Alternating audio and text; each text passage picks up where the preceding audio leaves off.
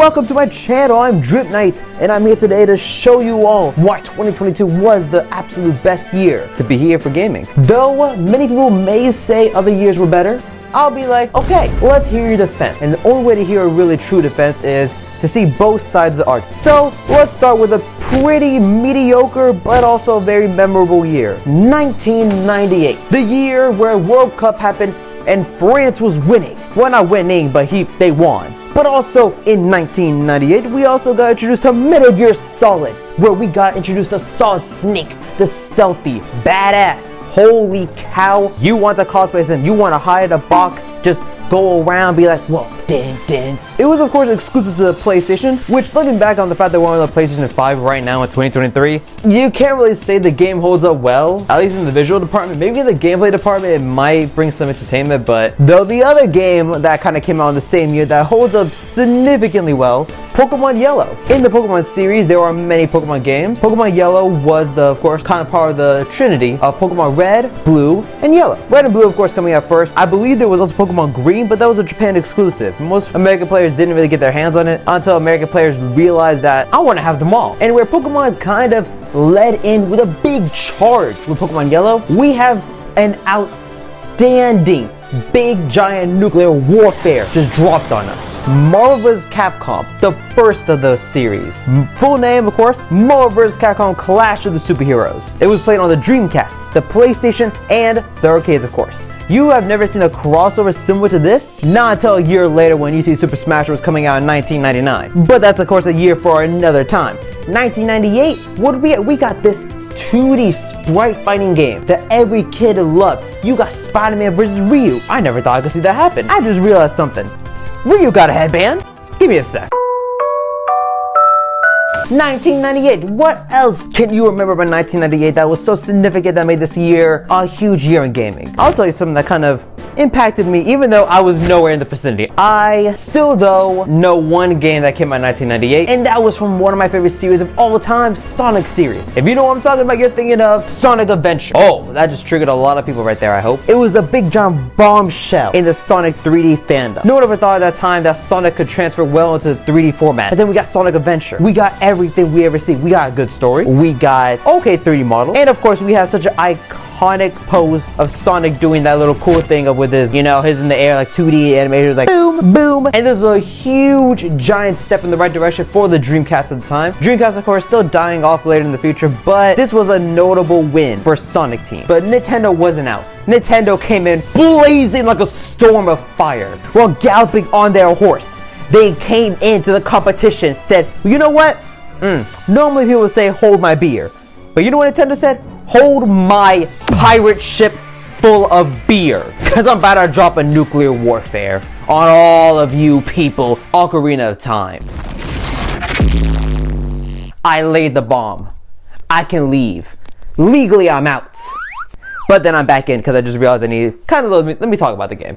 Ocarina of Time took a first step into showing a little bit of a puzzle system while also keeping it semi-open world. It kind of was like almost open crafted, you could say. You do puzzles, you fight bosses. The story helps set up to the future of Legend of Zelda. If you ever talk to a Legend of Zelda fan, you will immediately ask them, hey, you're a Legend of Zelda fan, right? Well, indeed, yes, I am a Legend of Zelda fan. Why do you ask? I came to ask you a simple question, my good Legend of Zelda fan. What is your favorite Legend of Zelda game? Or at least give me your top 3. My top 3. Well, like you know, Ocarina of Time. Hold up, wait a second. Are you really gonna say Ocarina of Time when Breath of the Wild is out? Oh, me. Are you sure? Is that good? It still holds up that well? Well, IGN gave it a 10 out of 10, and I give it an 11 out of 10. So yes, I think it is good. Well, my bad. I didn't know you were all that now. I mean, now I have to go play the game on the Nintendo Online membership that costs, I think, how much? It's like $60 a year now. Them having Ocarina of Time already just kind of solidifies that game holds up very well, even now. But of course in 1998, there were of course so many other big games that kind of came out. I'm not going to go into too much detail, I'm just going to, here's a little list. Spyro the Dragon, Tomb Raider 3, Crash Bandicoot Warped, Resident Evil 2, Banjo-Kazooie, Half-Life, Mario Party #1, Need for Speed 3 Hard Pursuit, and Parasite Eve. 1998, you're powerful, but you're not even close to the best. 2018. So what happened in 2018 that kind of was of note? We had the Me Too movement. Without knowing too much context, I could say something offensive, so I'm gonna move on from now. And oh wow. And something else that happened. Actually, you know what? I guess 2018 was really a year for women, because in Saudi Arabia, women are allowed to drive. 2018 probably might be my favorite year, solely because Super Smash Bros. Ultimate came out. The anticipation for that game was ridiculous. Super Smash Bros. Came out, yes, in December of 2018. I remember the lines for the demos being so big, it wrapped around Best Buy twice, because the weight of this game was immeasurable at the time. The ultimate, the grandstanding ovation that Smash Bros. Received. A combination of 20 years of work. Super Smash Ultimate, you see the progression they made to make it to where they are today. And all I gotta say, and when I got that game, I felt rewarded for waiting. But if I started 2018 with Super Smash Bros. Ultimate, as me saying that as one of the big games that came out, is there anything really that can rival that game? Maybe not rival, maybe not exceed, but I'll let you be the judge of that. With Dragon Ball FighterZ. Woo! 2D fighting game? Check. Fighting game with Dragon Ball characters that are so iconic and it looks fantastic by Art System Works? Check. A fighting system that is so easy to pick up, at the same time you could do so much? Check. Do you want to feel satisfied with Dragon Ball FighterZ? Oh, absolutely. When they dropped Marvel vs. Capcom Infinite, were shaking in their boots when Dragon Ball FighterZ came out. And I've been kind of, mentioning the fighting games that have kind of benefits for multiple player people, but solo people kind of got a lot of love in 2018. We got God of War. Nothing else. Not God of War 4. They didn't even put God of War 4 in the title. They just said, imagine a press conference. You're walking up to the person saying, hey, sir, what is your name? What's your name? What are you calling yourself now? I'm the God of War. Come boy. It was incredible of a redesign. It did not lose anything from original Kratos. The voice actor, everything they could have done right, they did right. And no one ever expected that it was going to be like that. Everyone suspected that Kratos was going to come in. Hey, Kratos, what Kratos does, killing gods. Oh wait, he has a son? But let me not remiss on too much on Kratos here, because we also got Shadow of the Tomb Raider, a story adventure game that proceeded to follow the story of Lara Croft. Lara Croft being a badass and a baddie. And the story just has the adventure in it, had the jungle in it. This is obeying real law physics, and I'm liking what I see. But now to bring my mind out of the gutter and bring my mind back into reality. Woo-wee! What color do you see right now? You see black? Oh yeah, I'm black, obvious. But you know what color I see? I see red. Red Dead Redemption 2. Woo! A Rockstar game that came in blazing with like a blazing firestorm. And to kind of wrap up 2018, because it is a massive year, we have the one and only true game that could represent this Marvel character. Swinging from the city. Woohoo! Swinging everywhere. Making sure his presence is well known. Spider-Man 2018, giving us combat, giving us weapon, giving us a story with the Sinister Six. What else can I say? 40-hour gameplay you want? Psh, take it. You want cool suits that are memorable for the Spider-Man comics and movies and anime? Anime. We're gonna give you everything you want in a Spider-Man game. Original Amazing Spider-Man 1 and 2. Those games did not fulfill my fandom dreams. This game did. But with the success in Insomniac's Spider-Man 2018, it is now leading towards a whole entire cinematic universe for Spider-Man. There's a lot of versions of Spider-Man. They're all unique in their own way. But between you and me, gotta make sure the MCU cops ain't seeing this. I would honestly love to see Iron Fist get adapted into a game, I'm just saying. But I don't think he's gonna get the spotlight anytime soon. Not in the MCU or games. But of course, some honorable mentions for 2018's whole entire catalog would be Assassin's Creed Odyssey, Monster Hunter World, Call of Duty Black Ops 4, I can't believe I mentioned a Call of Duty game, Detroit Become Human, Far Cry 5, Attack on Titan 2, Battlefield 5, Darksiders 3, Super Mario Party, Shadow of the Colossus, Mario Tennis Aces, Kirby Star Allies, and Soul Calibur 6. What else can I say, 2018? You very much surprised me. But of course, you're not number one. Thank you very much, but silence. I'm here to speak about the year 2007, the year where the iPhone made the first generation that came out to the public. If you are here and you were a big gamer in 2007, wow, you're gonna probably be disappointed in me that I brought it this low in the list, even though technically I'm not trying to put this like a tier list kind of like, but this is like a B tier at best. Come on, let's be fair with us. This is a either B or A tier at best. And now let me defend myself for this. Call of Duty 4 Modern Warfare, an actually good Call of Duty series that took the story from World War II and turned it and just basically flipped on its head, essentially. I absolutely adore Call of Duty Modern Warfare 4. Well, even I guess technically the name is Call of Duty 4 Modern Warfare, but I like to call it Call of Duty Modern Warfare 4. Even though technically right now they're calling it Call of Duty Modern Warfare 2, but there was already Call of Duty Modern Warfare 2. At this point, Halo 3. Custom lobbies, custom stages, custom games, making you feel like, wow, do I want to be on the red team or blue team? Where we salute our hats, take off our helmets, and put our suits on. Master Chief. He didn't debut in this game, but this is where I personally say Master Chief solidified in my head that he was a badass. In every single sense of the word. Halo did make a very good impact this year in 2007 for its first-person shooter, but we can't forget BioShock. I mean, they were also came out this year. BioShock trapped you into a utopia where you had to survive. You get weapons, you get first-person angle out of all of this, and you feel as if you have no way of getting out. You have no hope, but then you get a little hope, and that takes you through the whole entire journey. But I wouldn't consider BioShock a game changer. Another game I kind of consider a game changer would be a little game named Portal.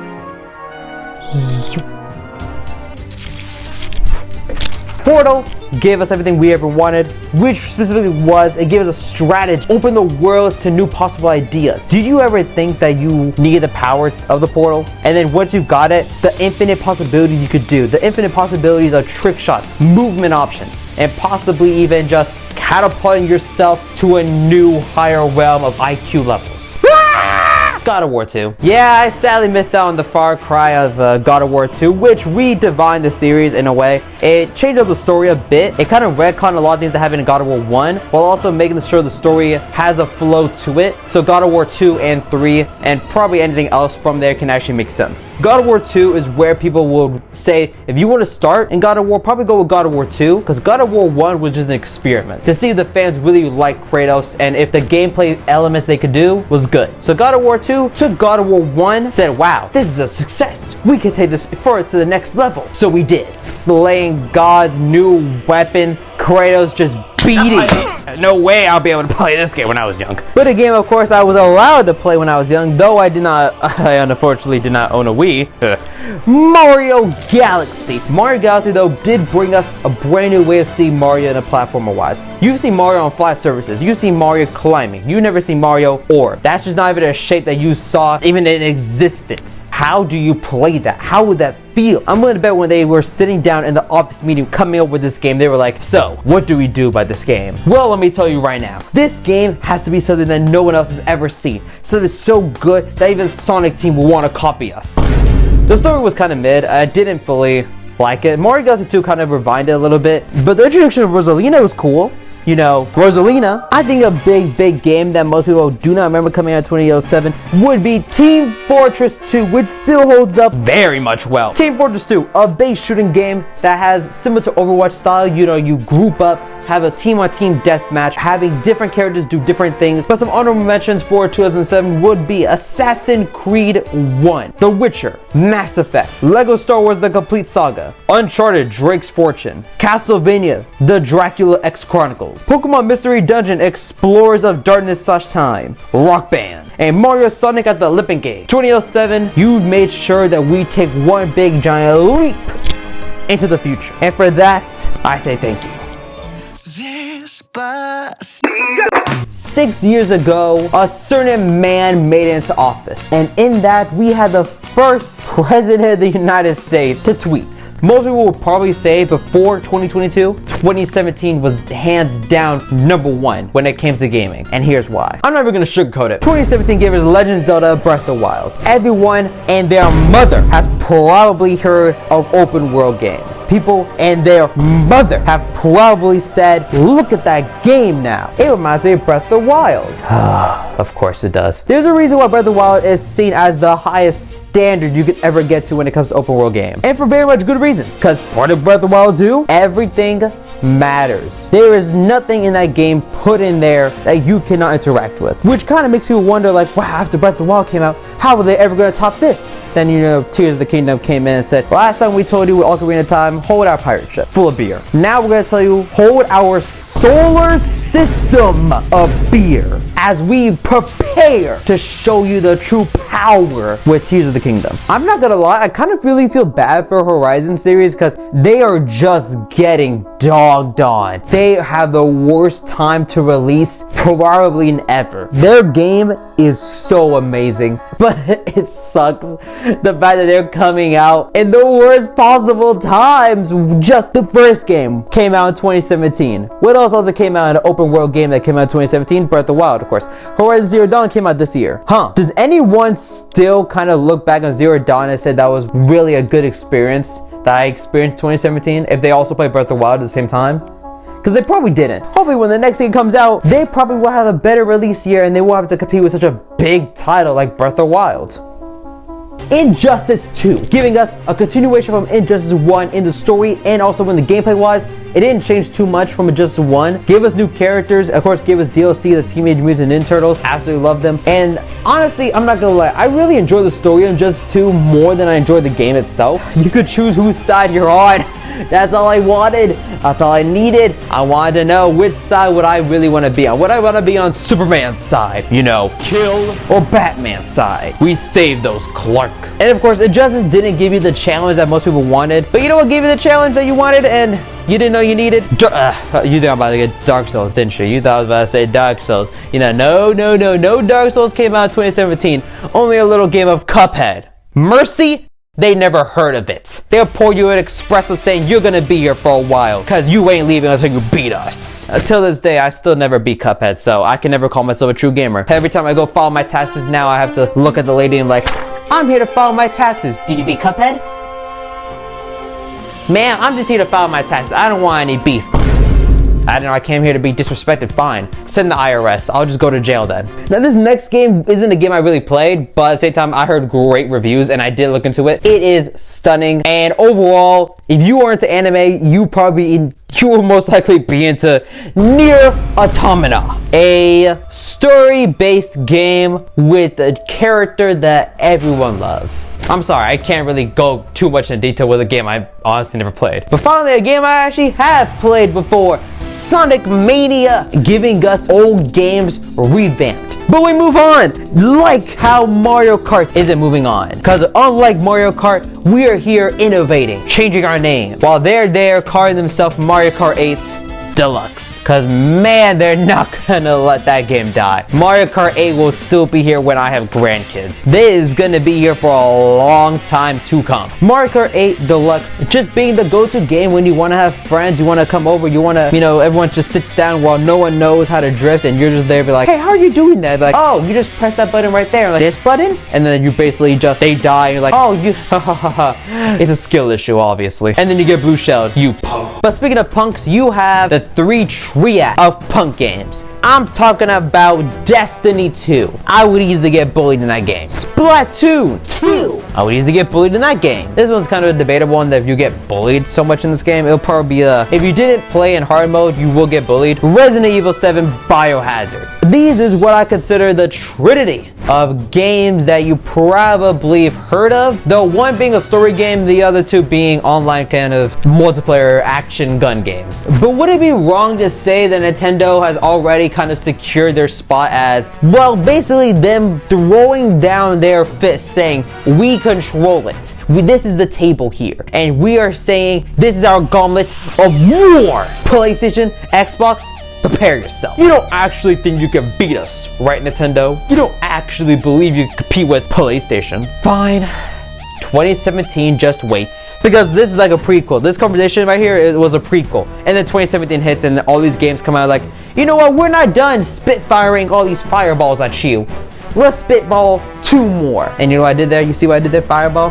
Because Mario Odyssey came out. We didn't have fireballs. We had a hat. We threw it at the table.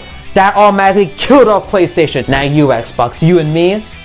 Oh, we're circling the table now. We both have our hands to our guns. Oh wait, you're out of bullets. Why I still have Xenoblade Chronicles 2? bitch. But some other games that of course came out during the year that should honestly be mentioned. Uncharted: The Lost Legacy, Wolfenstein 2: The New Colossus, South Park: The Fractured Butthole, Final Fantasy XIV: Stormblood, Mario + Rabbids Kingdom Battle, A Hat in Time, ARMS, Friday the 13th, and Assassin's Creed Origin. Honestly, 2022 did not happen the way it did. 2017 would probably be still the head honcho and the leader. But man, now I'm here. Now we finally made it to where I can say it's time for me to show you why 2022 is the best.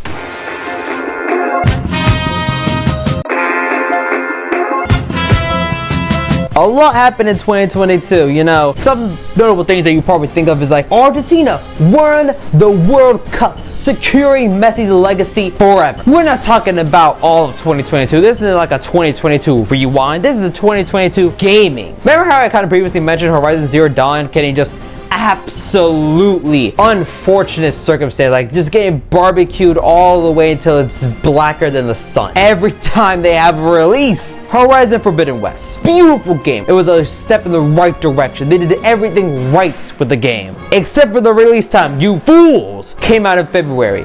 What else came out a little bit ahead of you? Elden Ring. Horizon can't catch a break. I'm sorry to say, Horizon fans, you cannot catch a break, and you damn well know you can't. You guys have foolishly poked the needle's nest twice now.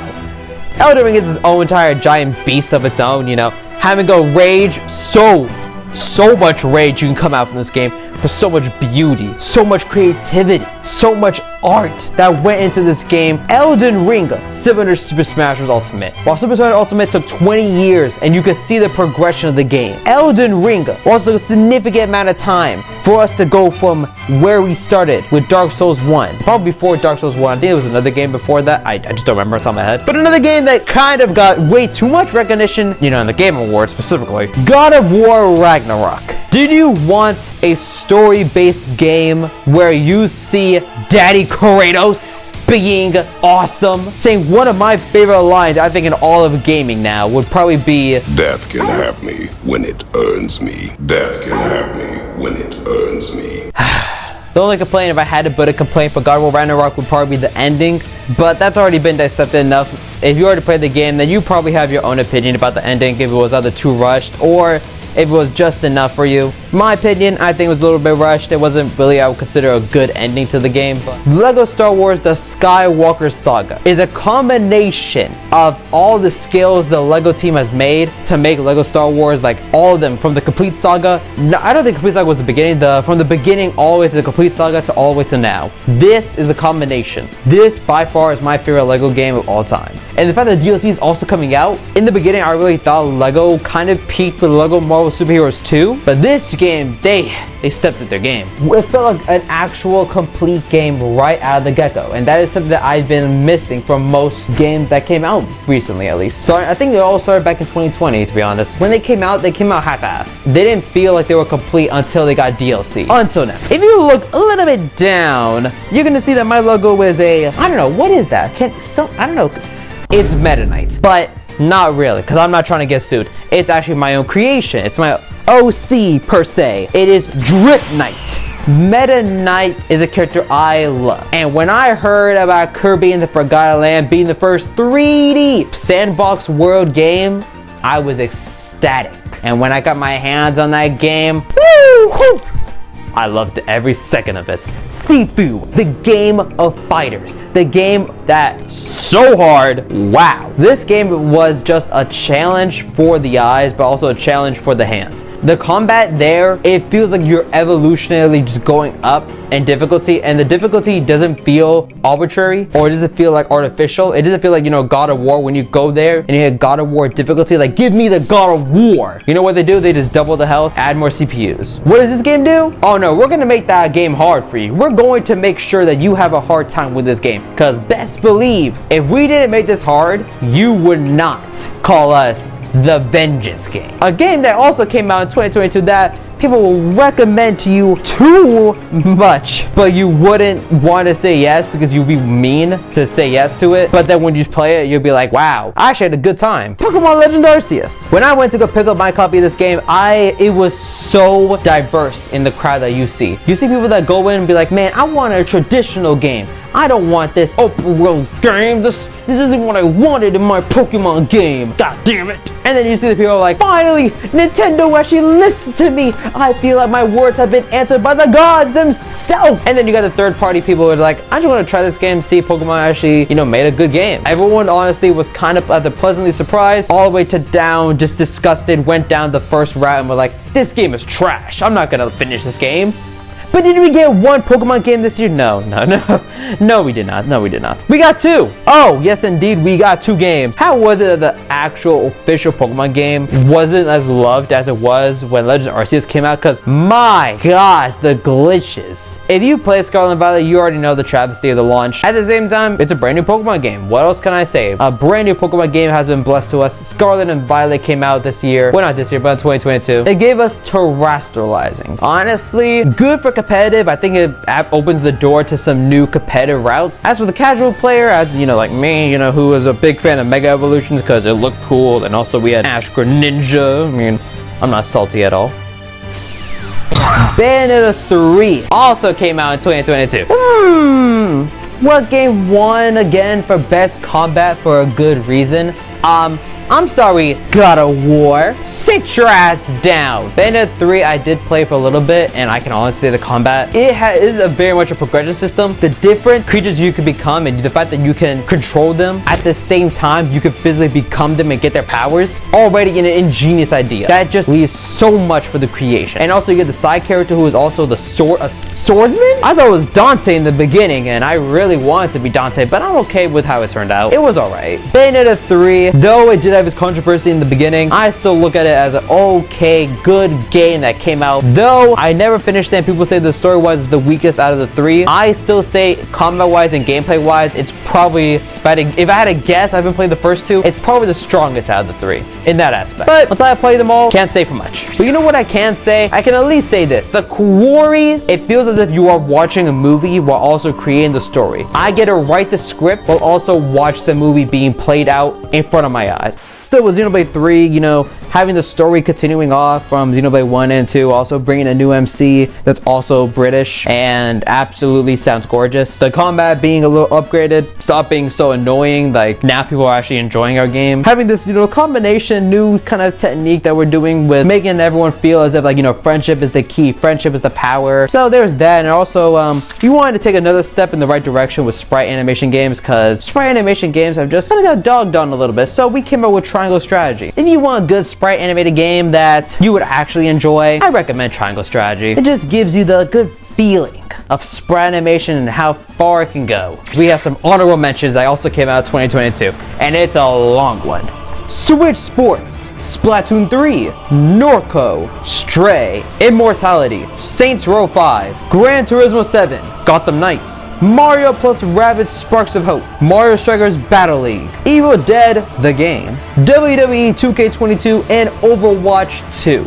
See, what makes for a good year in gaming isn't the fact of the numbers of games, because if we did it purely based on the numbers of games that came out, I would honestly, 2019 or 2018 might take the cake for the amount of games that came out, but that's not what we're grading on. We're grading on the quality amount of games that came out. And when it comes to the amount of quality games, it's undeniable that 2022, they just really went ham, and it's gonna be tough to beat it. But looking at 2023 so far, we have Street Fighter 6, Tears of the Kingdom, Tekken 8.